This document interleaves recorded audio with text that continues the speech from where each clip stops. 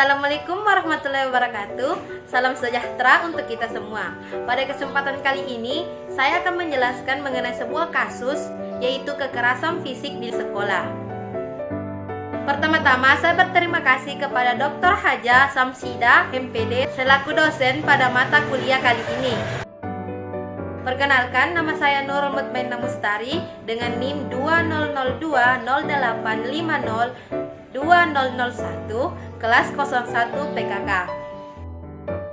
Baik, langsung saja pada bagian pertama, yaitu pendahuluan, di mana pendahuluan ini berisi latar belakang, rumusan masalah, dan juga tujuan. Baik, langsung saja pada bagian pertama, yaitu latar belakang.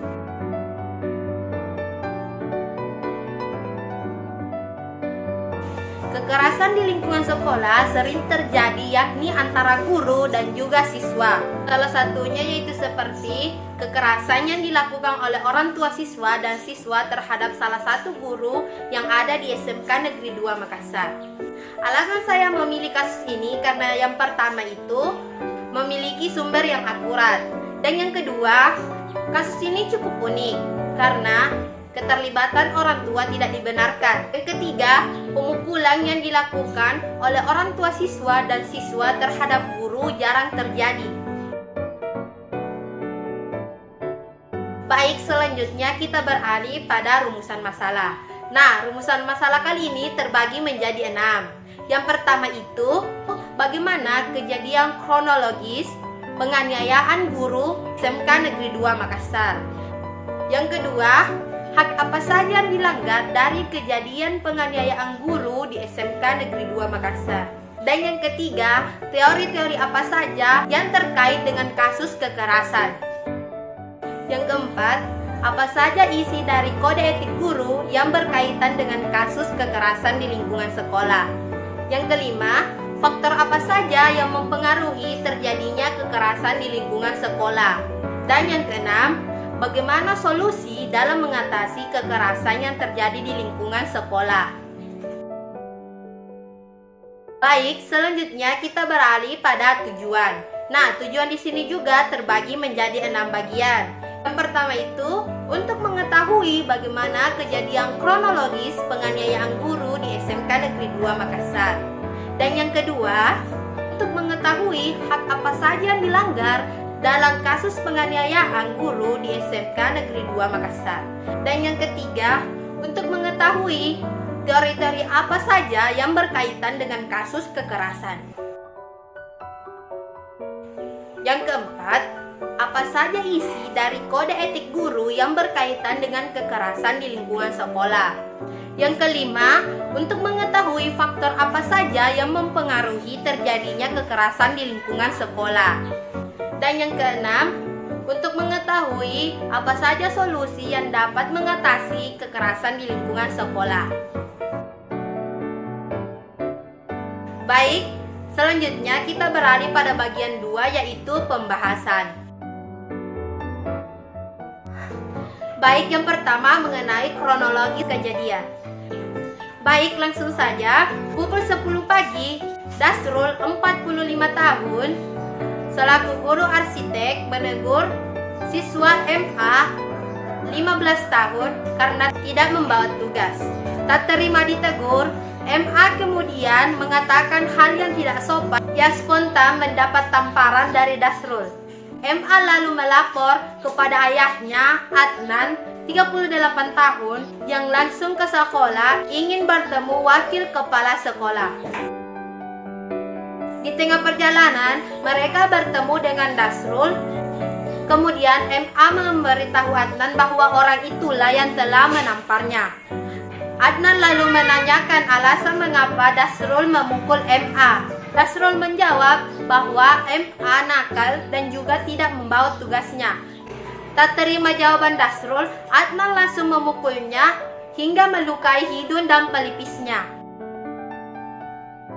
MA pun turut memukul Dasrul saat Dasrul merasa pusing akibat pukulan dari Adnan.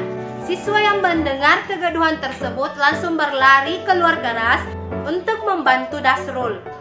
Adnan dan MA kemudian kabur lalu melapor ke Polres Tamalate Makassar atas tuduhan kekerasan dengan bukti tamparan.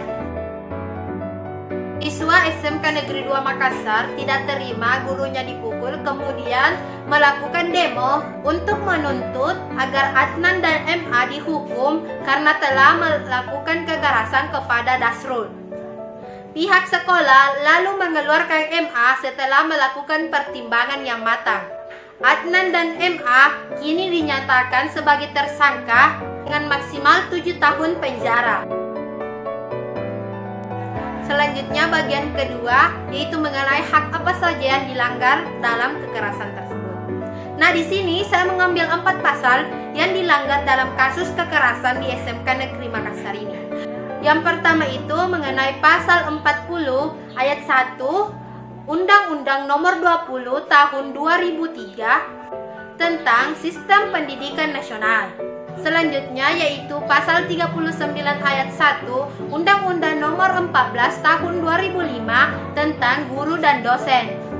Yang ketiga, pasal 40 dan 42 Peraturan Pemerintah Nomor 74 tentang guru. Selanjutnya ada pula peraturan dari Menteri Pendidikan dan Kebudayaan yaitu Nomor 10 Tahun 2017 tentang perlindungan pendidikan dan tenaga kependidikan. Baik, selanjutnya yaitu mengenai teori-teori yang terkait. Nah, di sini saya mengambil 2 teori. Yang pertama menurut Thomas Santoso dan yang kedua menurut Galtung.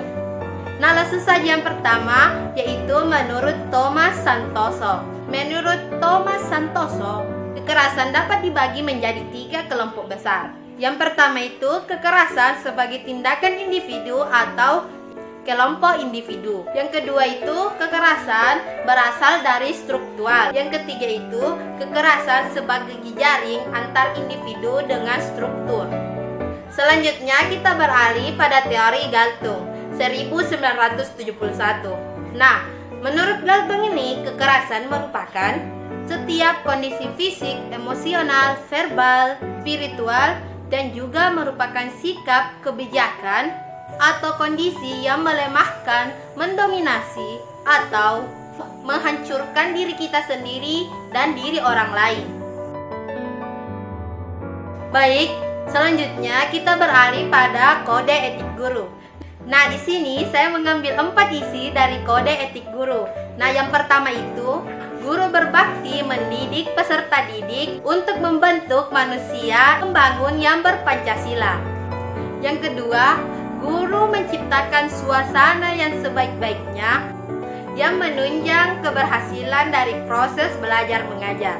Selanjutnya itu yang ketiga, guru memelihara hubungan dengan baik dengan orang tua murid dan juga masyarakat sekitar untuk membina peran serta tanggung jawab bersama.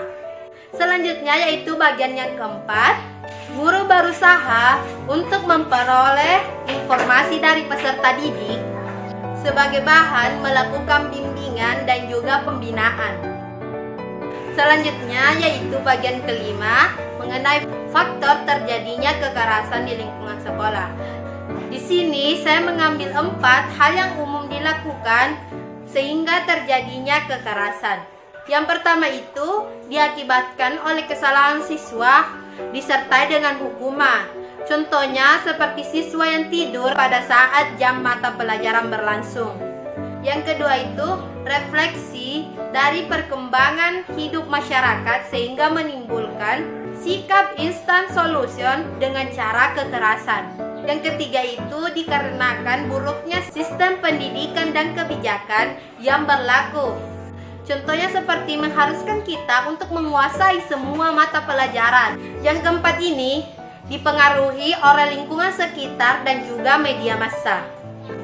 Contohnya seperti seorang siswa yang suka bergaul dengan siswa yang suka bertauran, berkelahi. Nah, maka siswa ini tersebut tidak menuntut kemungkinan akan sama dengan yang ditemaninya bergaul. Di media massa, siswa dapat meniru film apa yang sedang dia tonton.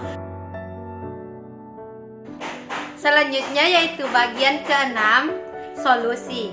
Nah, di sini saya mengambil 4 solusi untuk mengatasi kekerasan di lingkungan sekolah.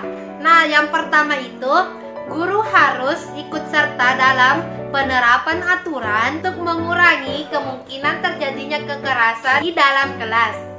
Solusi selanjutnya yaitu guru dan juga orang tua peserta didik harus memiliki komunikasi yang baik, sehingga setiap masalah dapat diselesaikan dengan baik.